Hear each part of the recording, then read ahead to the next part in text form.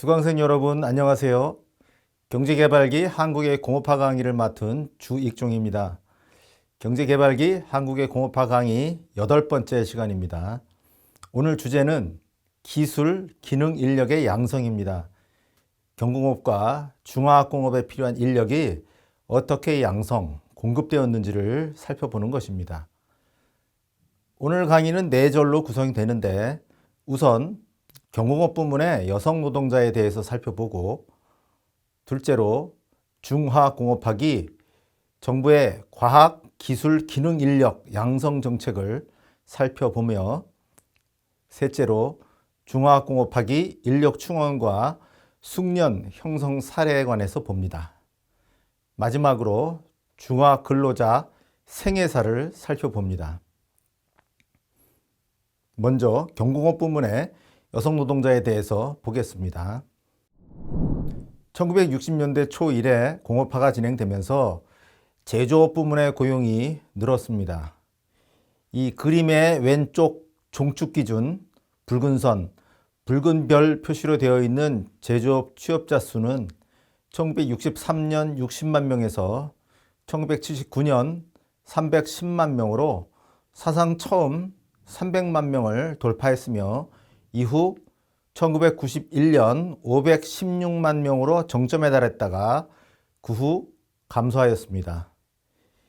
그림의 오른쪽 종축에 표시된 전 업종 취업자 중 제조업 취업자 비중도 1963년에 8%에서 1970년 10%를 거쳐 1976년 21%를 기록했으며, 1988년부터 89년 사이 28%에서 정점에 달하고 그 후 낮아졌습니다. 제조업 근로자는 1980년대 말까지 절대 수나 비중에서 모두 증대 일로였습니다. 제조업 여성 취업자 수는 1991년경까지 계속 늘어났고, 제조업 중 여성 취업자 비중도 1965년 31%에서 1970년 33%, 1975년 34%, 1979년 40%, 1989년에는 43%에 달했습니다.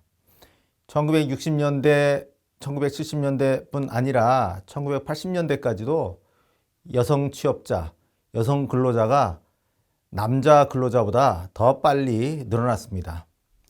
흔히 박정희 시대의 공업화를 상징하는 근로자로 여성 근로자를 거론하지만, 그 후 1980년대 말까지도 그 수와 비중으로는 여성 근로자가 공업화의 중심이라고 하겠습니다.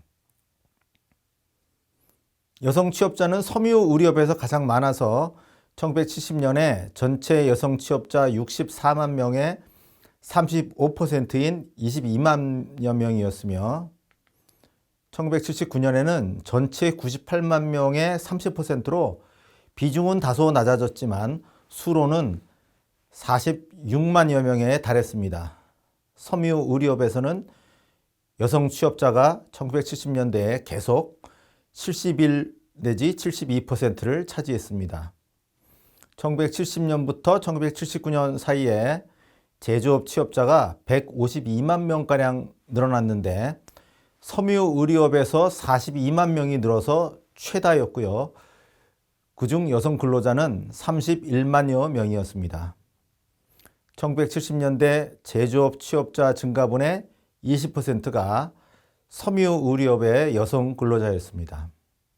그리고 1970년대 말까지 취업자 수가 크게 늘어나 제조업에서 두 번째 비중을 차지한 업종이 전기기기공업, 이른바 전자공업인데, 여기서도 여성 근로자의 비중이 컸습니다. 1979년 동업종 취업자 25만 7천 명의 55%인 14만여 명이 여성이었습니다. 따라서 1960년대, 1970년대의 공업화와 더불어 가장 수가 많이 늘어나고 가장 다수를 차지한 근로자는 섬유 의료업과 전기전자업의 여성 근로자였다고 하겠습니다. 흔히 공순이라는 비칭으로 불리운 그들은 1960년대, 1970년대를 대표하는 근로자였습니다. 이들 중에는 15세에서 19세의 연소 노동자가 많았는데 1960년대, 1970년대 제조업 전체 여성 노동자의 30% 이상이 이 연소 노동자였습니다. 여성 노동자가 집중된 섬유 의료업과 전기 전자업에서 이 연소 노동자의 비율도 그러했을 것입니다. 1970년대 의류 봉제 공장 여공의 사례를 보겠습니다. 이들은 1950년대 출생자로서 빈곤가정 출신입니다. 1960년대, 1970년대에 이들은 초등학교나 중학교로 학교 교육을 마칩니다. 평균 5.4명의 형제 자매가 있는 빈곤 가정에서 남아 선호와 남녀 차별 의식마저 강했으므로 이들은 부모 가계를 돕기 위해 혹은 답답한 가정 생활의 탈출구를 찾아 도시의 섬유 의류 공장이나 전자 공장에 취업하였습니다. 구슬 조사 연구에 의하면 가계 부양 동기보다는 빈곤 탈출 및 탈농 의지가 더 주요했던 것으로 나타납니다. 봉제 공장에는 흔히 연고로 입직하였습니다. 동양 출신으로서 먼저 취직해 있던 지인이나 형제, 자매, 친척이 소개해서 취업하는 것입니다. 직공 규모가 1,000명이 넘는 대공장에서는 직공을 공개 모집했는데 업체는 흔히 중학 이상의 학력, 주민등록상 나이 만 18세 이상, 건강한 두 손, 영어 해득력, 추천서 제출 등을 요구했습니다. 당시의 의류 봉제 공장에서는 흔히 야간 잔업과 심야 특근이 있었고 그로 인해 여공들은 군대와 같이 빈틈없이 짜인 시간표에 따라 생활해야 했습니다. 즉 지금 보시는 이 일과표처럼 아침 8시에 작업을 개시해서 업체에 따라서는 휴식시간 없이 12시까지 작업하고 1시간의 식사시간 후 다시 오후 4시간 작업을 했습니다. 저녁 식사 후 7시부터 밤 10시까지 잔업을 하며 때로는 제품 납기를 맞추기 위해 그 후 새벽까지 혹은 휴일에 특근을 하기도 했습니다. 물론 잔업과 특근에 대해선 각기 150%, 250%의 초과 수당률이 적용되었습니다. 1960년대 후반부터 봉제업에서는 과학적 관리법인 테일러주의에 입각한 라인별 부분 노동 방식이 도입되어 한 라인을 거치면서 옷이 완성되도록 하였습니다.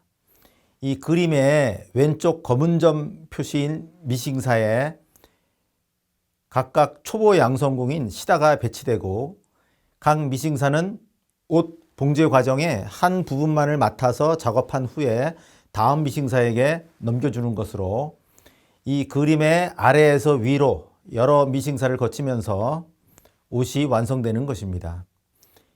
이 방식은 각 미싱사가 옷 한 벌을 온전히 완성해서 보람을 느끼게 하기보다는 매일 똑같은 일이 끝없이 반복되어 미싱사에게 큰 인내심을 요구했다고 지적하기도 합니다. 여공에 따라 시다에서 미싱사로 올라가는 데 걸린 기간이 달랐습니다. 어떤 이들은 불과 3개월 만에 미싱사가 되기도 하지만 어떤 이는 2년이나 걸리기도 했습니다. 막 미싱사가 된 이는 C급 미싱사로서 선배인 B급 미싱사가 하라는 대로 작업했습니다. B급 미싱사는 자신이 맡은 공정을 잘 수행할 수 있는 사람이며 A급은 재봉의 모든 공정을 다 잘 해낼 수 있는 사람인데 대개 3년, 4년 이상의 경력자였습니다. 공장에 들어와 힘든 노동이긴 하지만 4년 정도 노동하면 A급 기능공이 될 수 있으니 의류 봉제업은 숙련의 깊이가 깊지는 않았습니다. A급 미싱사는 라인의 할당 목표에 책임을 지고 라인의 미싱공과 시다를 지휘하며 또 시다를 가르쳐서 미싱사로 양성하는 일까지 맡았습니다. 저임금 장시간 노동으로 악명 높았던 의류 봉제업에서도 임금은 빠르게 올랐습니다.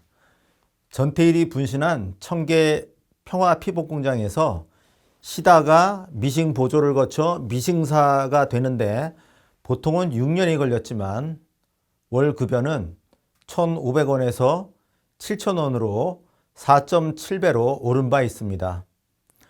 손재주도 있고 머리도 좋았던 전태일은 2년 만에 미싱사가 되었으니 사람에 따라 다르긴 합니다.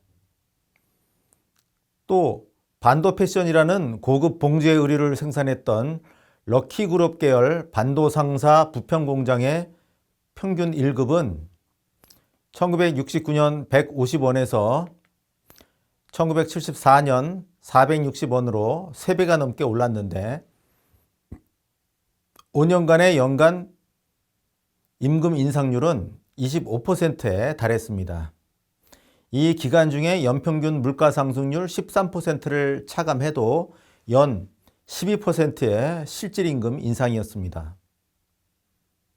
더욱이 반도상사 부평공장에선 1974년 노조 결성 때 임금이 무려 38%나 일괄 인상되었고 그 후에도 임금은 해마다 고율로 인상되었습니다.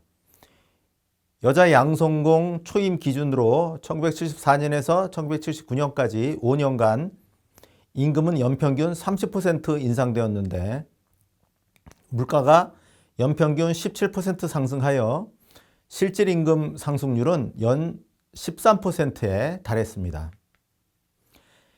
아무런 사전 훈련 없는 미숙련자가 의류 봉제업에 입직하여 4년 혹은 5년간 일하면 업계 최고의 기능공이 될 수 있다는 점에서 1960년대, 1970년대의 수출 경공업이 요구하는 숙련의 깊이는 그리 깊지 않았습니다. 이 점은 섬유 봉제업에 이어 제2의 수출공업으로 부상한 TV 조립, 반도체 조립 공장 등에서도 마찬가지였을 것입니다.